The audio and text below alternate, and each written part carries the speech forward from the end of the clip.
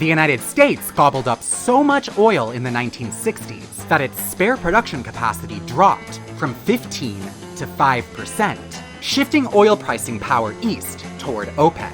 As the US imported more Middle Eastern oil, Cold War-era Washington regarded this increased foreign dependency as a national security threat, and, as always, concentrated on limiting Soviet influence in the Middle East. This included precluding the major oil companies from antitrust probes and arming Iran and Saudi Arabia so that they might act as regional policemen. Keep in mind that at this time, the US actually supported more expensive oil to slow demand and to fund costly new oil production in harsh, remote, but more politically stable locations like Alaska.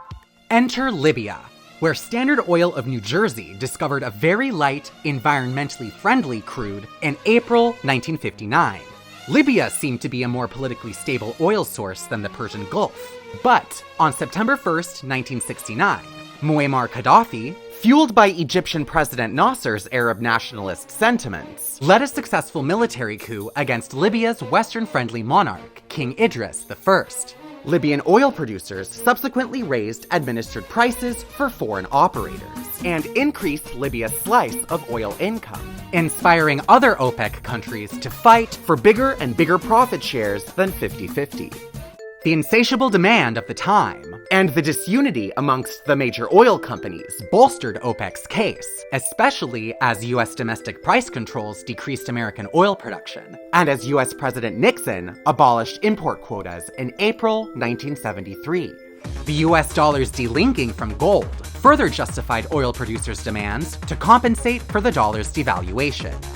The time had come for OPEC to wield the oil weapon. On October 6, 1973, a coalition of Arab states led by Egypt and Syria launched the Yom Kippur War, invading territory occupied by Israel during the Six-Day War in 1967.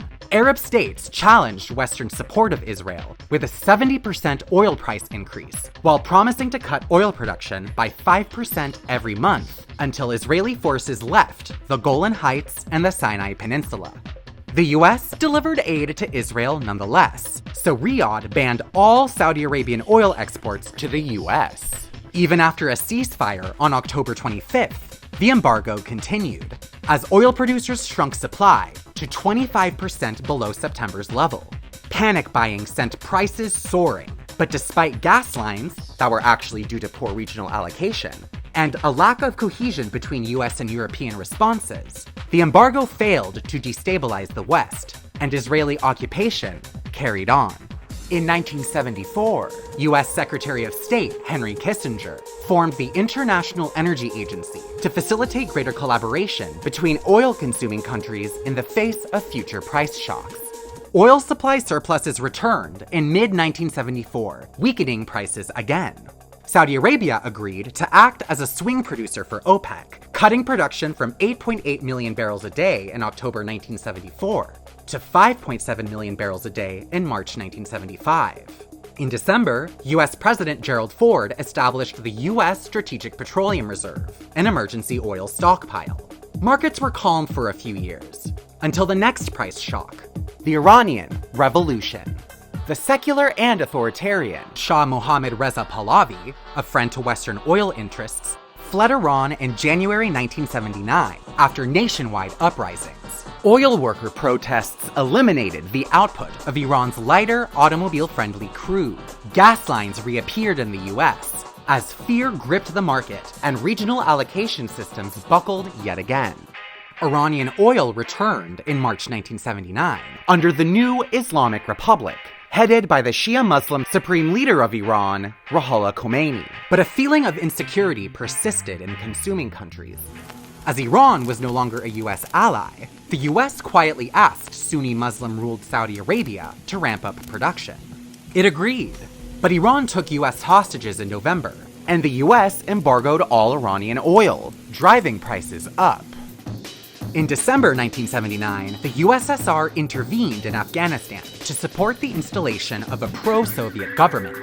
In response, US President Jimmy Carter introduced the Carter Doctrine, threatening US military force to protect interests in the Persian Gulf. The US notably provided the Afghan Mujahideen training and weapons.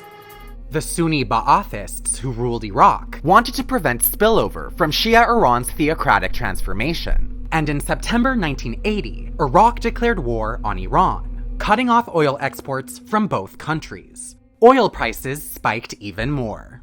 Soon after, US President Ronald Reagan, inaugurated in 1981, expanded the Carter Doctrine to promise protection to Saudi Arabia and ensure successful oil shipments to allies. In contrast to the rest of OPEC, Saudi oil minister Ahmed Zaki Yamani feared that exceedingly high oil prices would induce economic recessions and motivate consuming countries to invest in oil alternatives. By 1981, OPEC's prices were $34 per barrel, 300% more expensive than before the Iranian Revolution. This dislocated the world economy and led to recession.